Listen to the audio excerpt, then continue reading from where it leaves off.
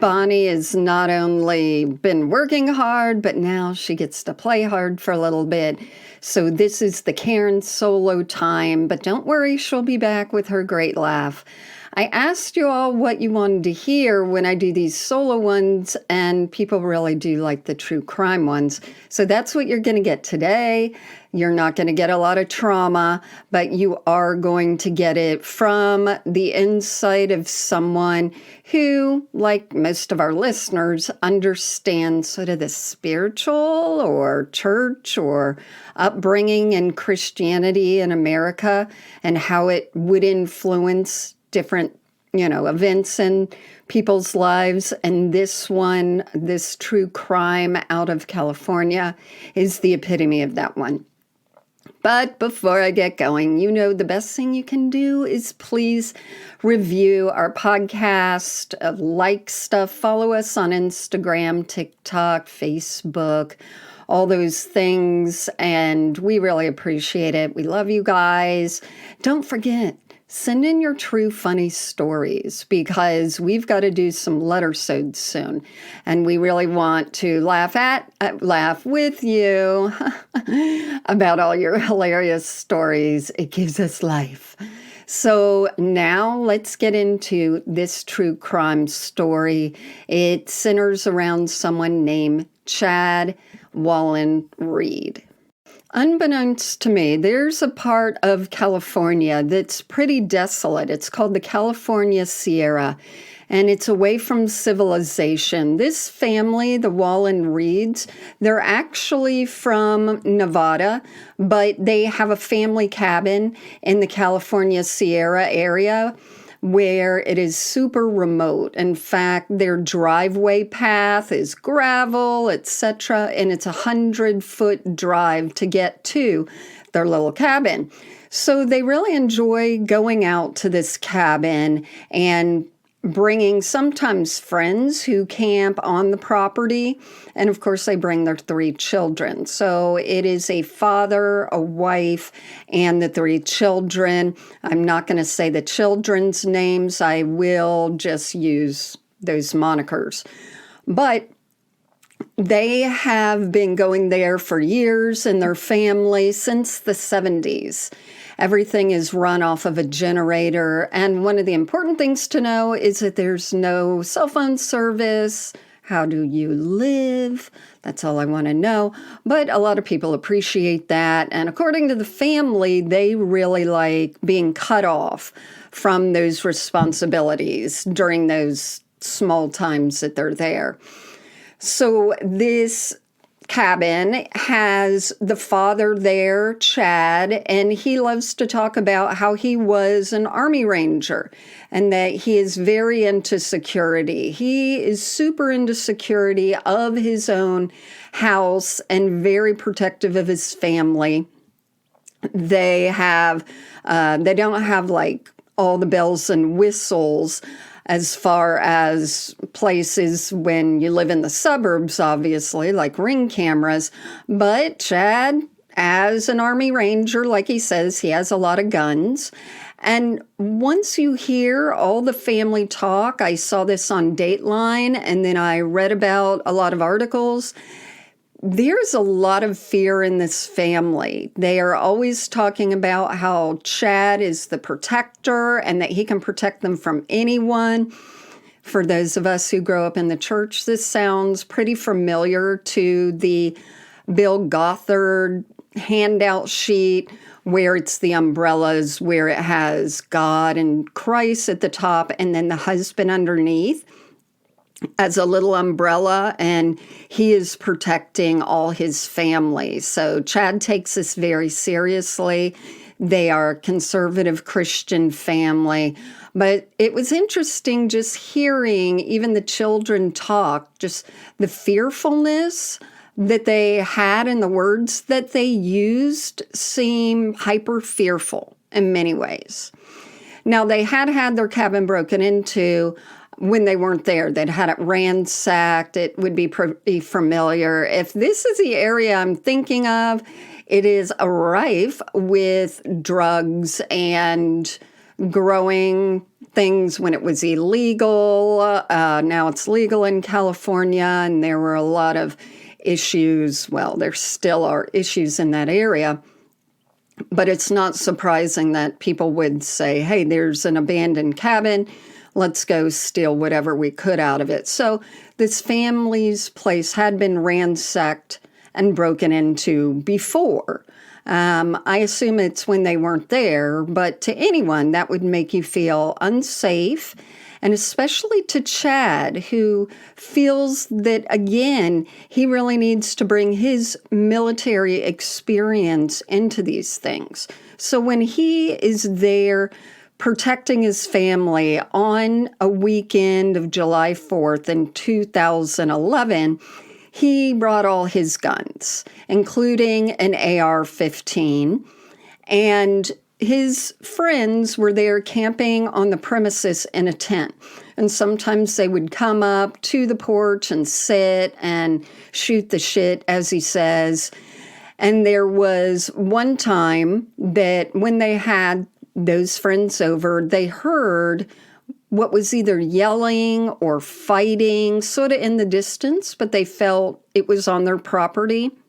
And then they saw a spotlight coming from a car, and this really riled Chad up.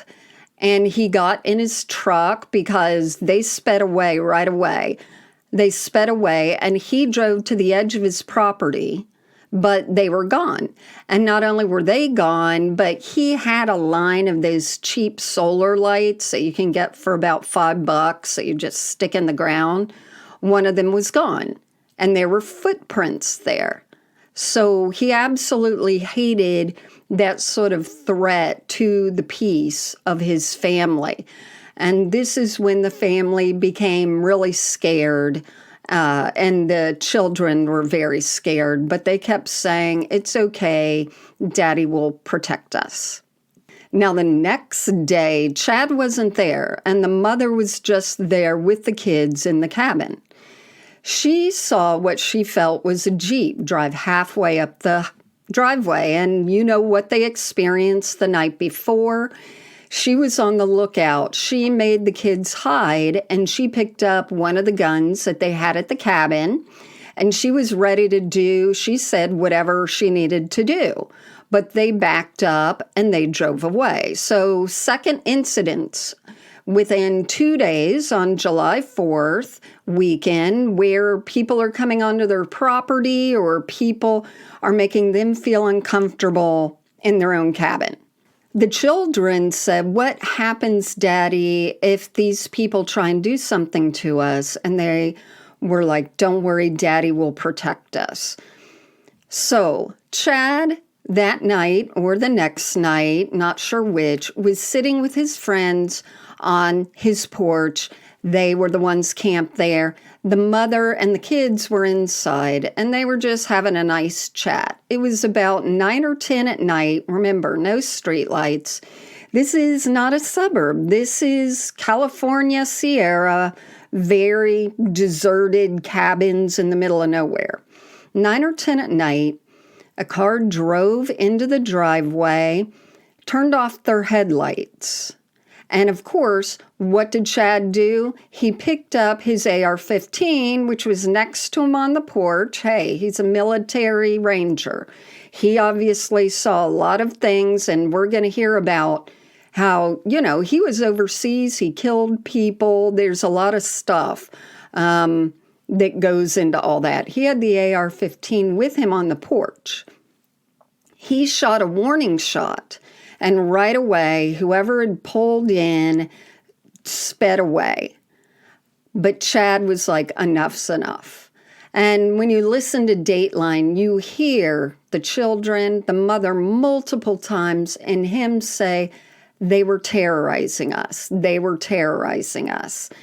And that word terrorizing really does bring in this whole military mindset, and that these people didn't have a stitch of peace because of this. Although when I'm seeing it, I'm like, okay, they keep driving away. They're little shitheads, But Chad got into his truck and was like, I'm going to get their license. I'm going to go find them.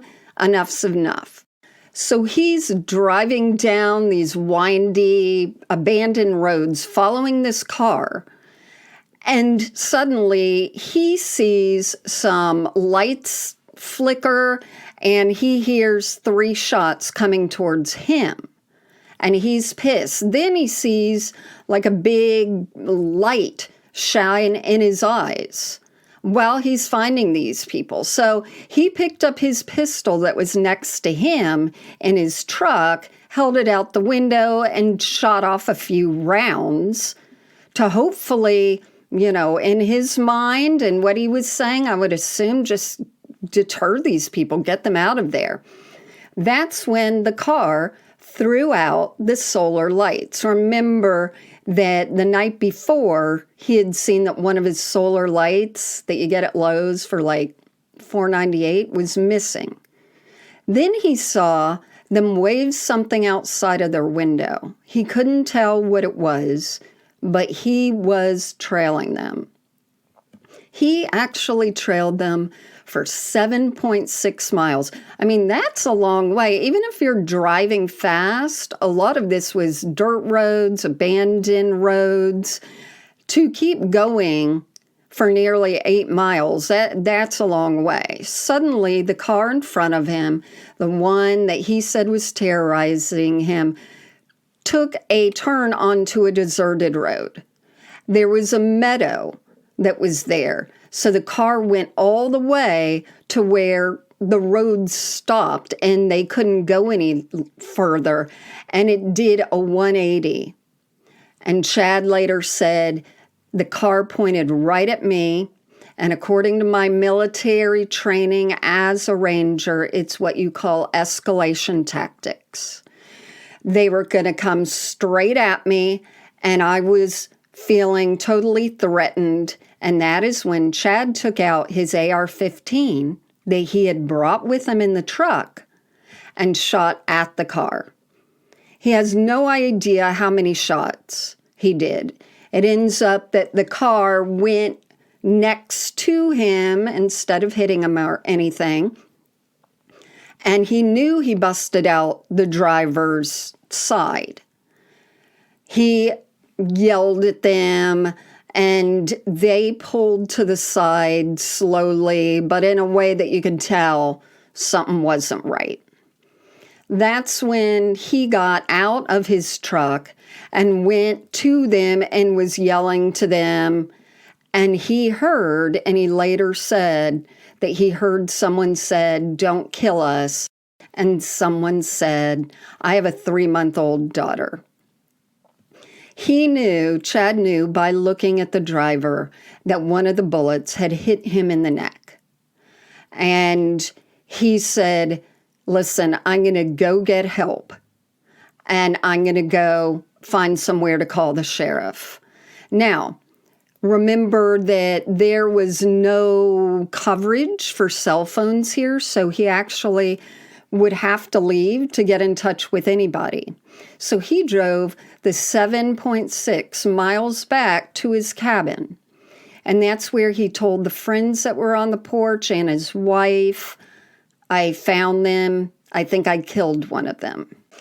So once that news hit all of them, Chad and I think his wife, maybe one of the friends, had to drive 9 miles to finally get somewhere with reception and call 911 for help.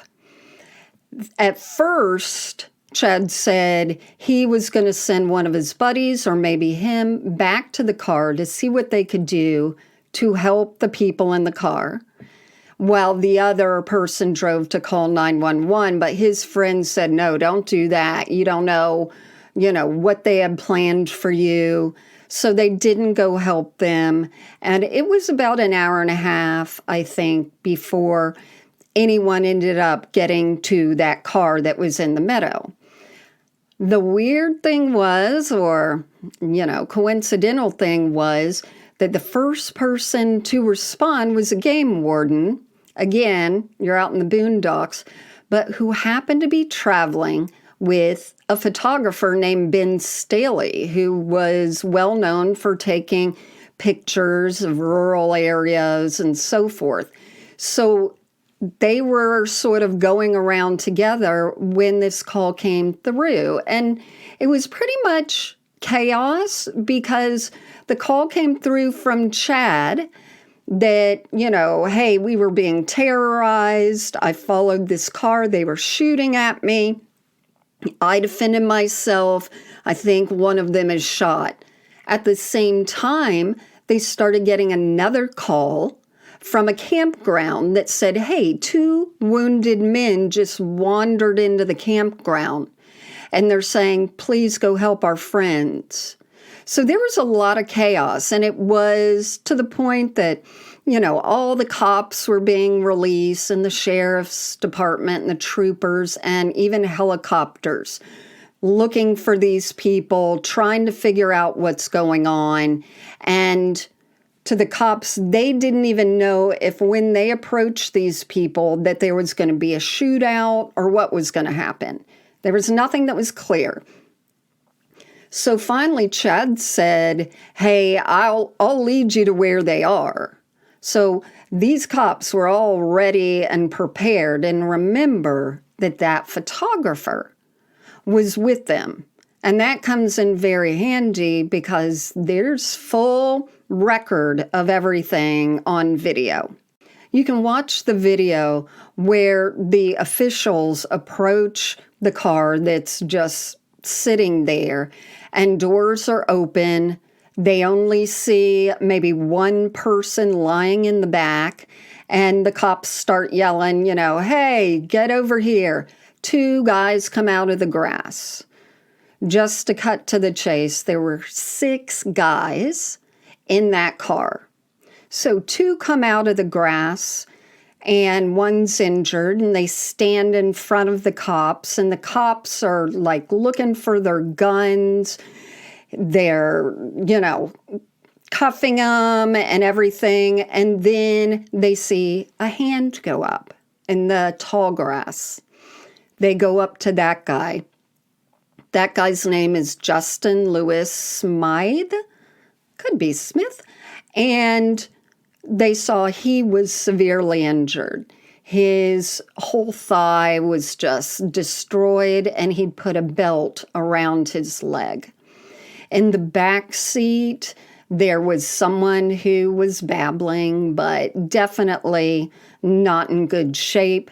And they put it together by where they saw a gunshot that this must be the driver that they had perhaps laid in the back to maybe try and help him. The cops totally, secured the scene, and they helped the injured right away. And they also began looking for the weapons. Now, it was a big meadow, and they had 4 of them, right? There were still the 2 that had walked or run to a campground. They could have easily had the weapons and discarded them anywhere along the way. So, of course, people are still on high alert. Cops are going to the campground. Cops are going to Chad's house. Cops are going to this area. Everything is just massive chaos, and they're going to find out what the hell these 6 guys were doing terrorizing this family. So take a breather right here. In, out. You've seen the scene. Now let's go on the other side and hear the version of the young men, early 20s, I'm thinking. And we're going to hear it mostly from the Justin Lewis Smith, but he goes by Lewis. So now let's listen to Lewis's version.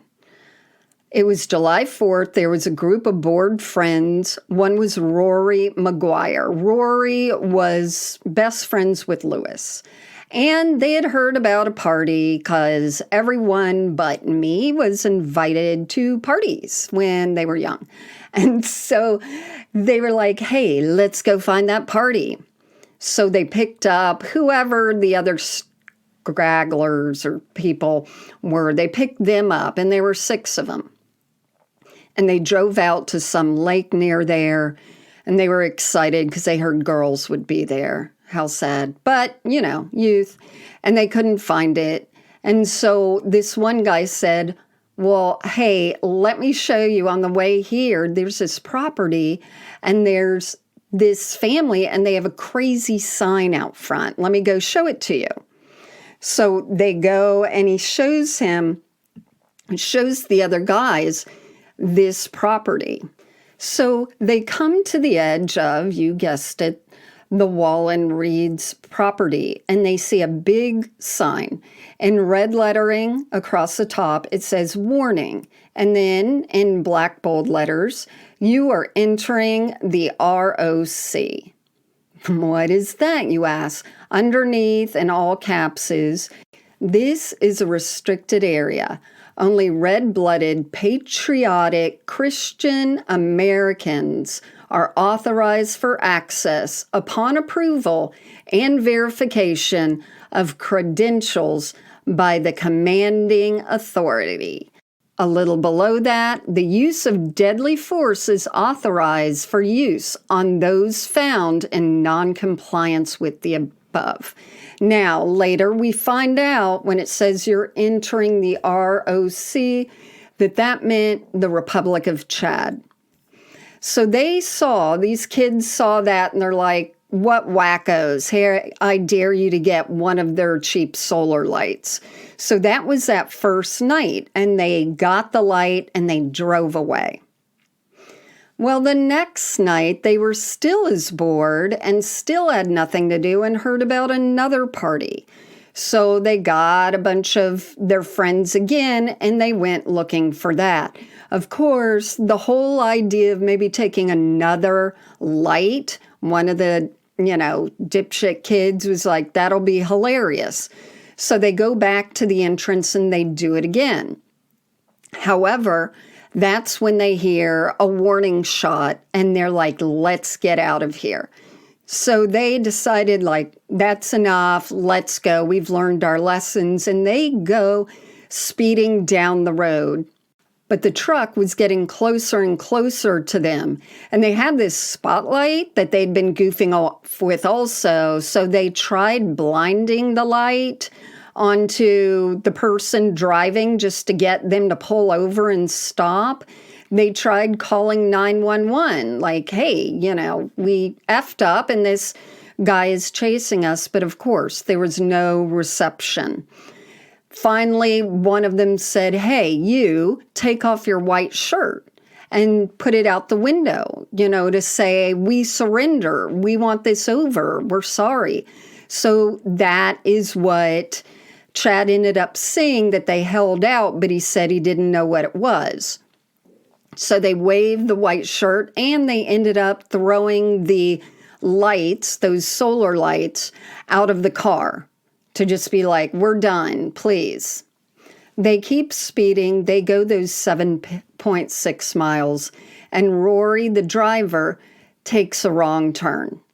He should have waited a little while more, but he turned down the wrong road that led to a dead end. And if you remember in Chad's story, he was right behind them. He had shot his pistol a few times at the car, and that was it. And it was when they got to the end and turned around that they were going to attack Chad, according to Chad. At that point, they said there was shots coming at them from all directions. There was glass everywhere, and the car finally rolled to a stop. And they couldn't get the car to start again. Whatever had happened, he had shot something or whatever, and we'll find out what had happened. They couldn't get the car to stop. They couldn't escape. So some of the guys just ran out of the car. By that time, Lewis knew he had been shot in the leg and he couldn't run anywhere.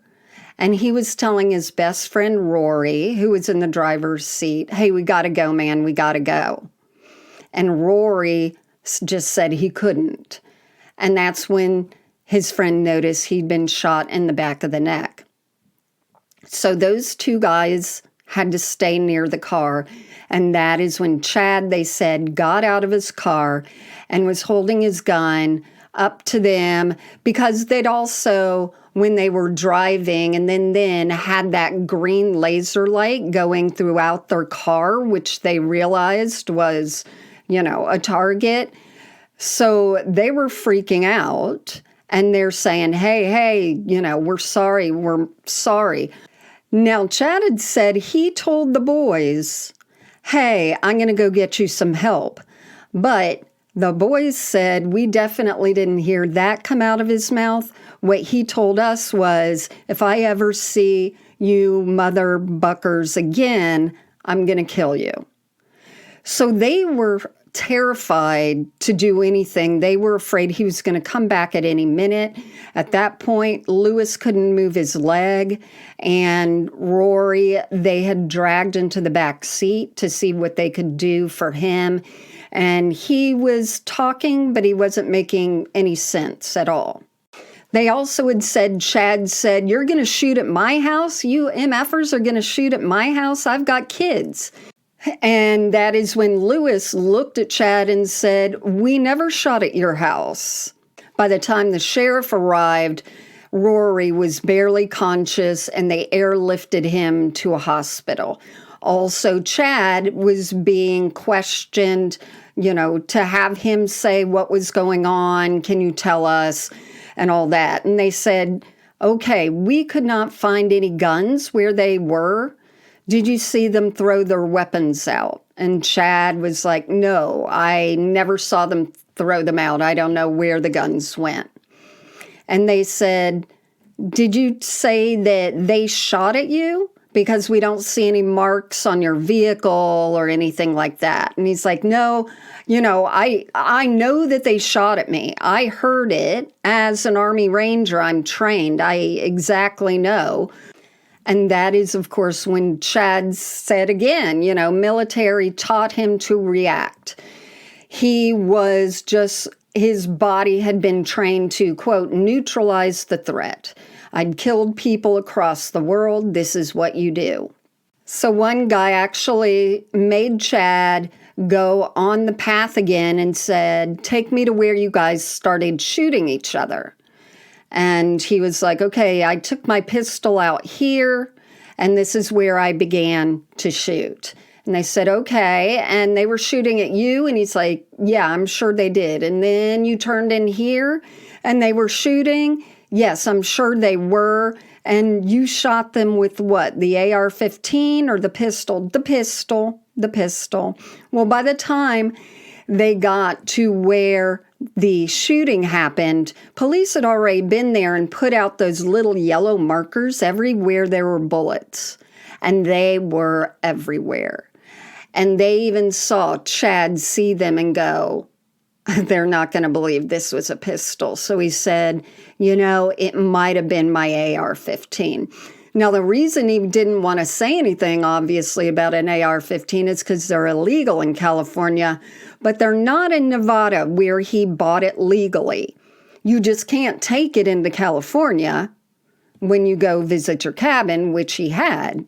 When the guys were questioned immediately and later, where's the gun? Where's the gun you were shooting? All of them said, we have no gun. We never had a gun. Absolutely no gun.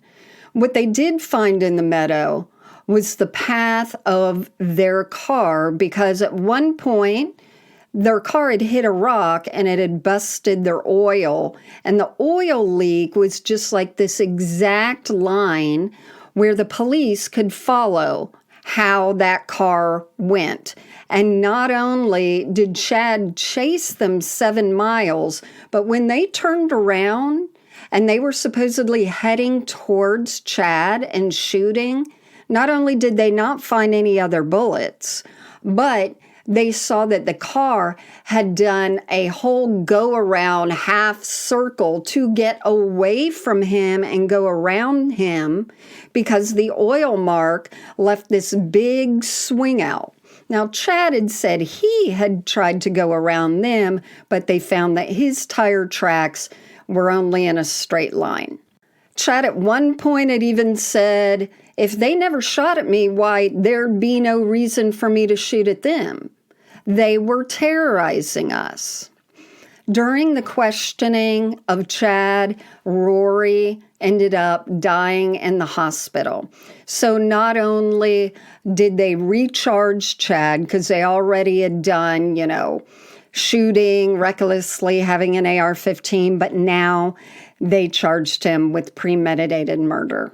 They set the bail at $1 million, which the family couldn't pay. And Chad was mad. He even said, listen, this isn't deserved. They scared my family. I am the head of my family. They shouldn't have the right to do that. And this goes back to our whole thing we talk about Christian nationalism and how it has changed in the last 20 years from love thy neighbor to God and guns. And how the people who say God will protect us are the first ones to start shooting at people. Either you believe he's protecting you or you don't, and you obviously don't. The way this family is in such fear and talks about all this terrorizing is so sort of hyperbole and blown out of proportion from they scared us to terror. Really shows what so many people in so many churches are learning, that people are after you, that they're going to take your guns, that you have to protect your family at all right, that the world is going to hell in a handbasket, that people are going to do all these things to you. You need an AR-15 and you need it on the porch. That was my thing. You're on your own porch with your friends having a beer and you have an AR-15 next to you. Now later they said, why do you have so many guns? And he said, I like them. They're fun to have around. We understand that there is no let's pray about this situation. It's pick up a gun and chase these people down. Now, the people who were defending Chad said there were 3 shells found on the road that were not from his gun, and that proves that those boys did have a gun. But the other side said, yeah, they were grouped all together. There's no way if you're going 50 miles an hour and you shoot a gun 3 times, they're going to land nearly together. They would be spread out and bounce all over the road and all that. Plus, then they talked about, there was gun residue on the boys from being, having a gun, but they proved no, that was the making up of gun residue from having the car shot into. During the trial comes the big twist, so to say. When they're conducting it, the prosecutor receives a letter that he had requested 9 months before, and that was the military record of Chad. Because Chad was an Army Ranger, he'd shot people overseas, he'd this and that. A lot of the defense was, we have a lot of people returning from war, and there are a lot of mental issues with this. He opens it up and finds out Chad was never a Ranger. He didn't finish his duty in the Army. He was asked to leave for forging papers, for bringing in an unlicensed gun into the barracks, and for wearing a frickin' Ranger badge that he did not earn. He never fought. He never went overseas. He lied over and over to the cops. And one thing cops don't like is people lying about their time in the military, because a lot of them had also served. During this time, of course, before the verdict came down, they asked the wife, what do you think is going to happen to him? And she said, the Lord told me that he'll be home. Again, it's a very conservative Christian family who has isolated themselves from the, quote, real world and feels the real world is deceitful, secular, of Satan, and are out to get them all the time. And they have morphed that and their Bible verses into something that is combatant and violent, and that we've seen on January 6th and we're seeing in many other areas of the nation. When they asked Chad, what do you think is going to be the result of this? He said, I think I'm going to be spending the rest of my life in prison. When asked why, he didn't say because I deserved it, because I made a mistake, because I took someone's life, because my anger got the best of me, because I didn't believe in revenge is mine, saith the Lord. He said, because I've learned how much the criminal and legal system is screwed up and bad and working against innocent people. He got, I think, like an 84-year sentence. He'll be in there hopefully the rest of his life. I'm sure that his anger issues are somehow being worked out or beat out of him. And I'm sure he's part of the, population that goes to church in there, etc. I did look up the wife who, when you see her interviewed on Dateline, and I'll tell you which one it is. When you see her, she's got like a gritting her teeth, upset, yet broken look about her.